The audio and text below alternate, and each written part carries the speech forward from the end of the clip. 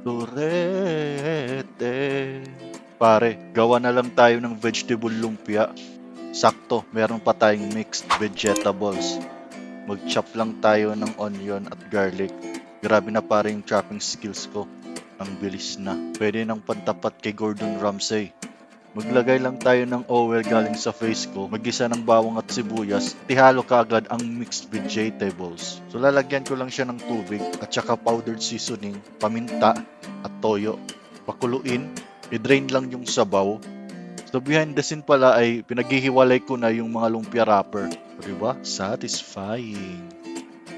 Balutin na natin yung vegetable ng lumpia wrapper. Yan, ganyan lang yan. Simple. Okay, ganyan. Bang! Vegetable lumpia. Yung prepituhin ko lang is yung kasya lang sa aming dalawa. So yan na guys. Wow, I love it.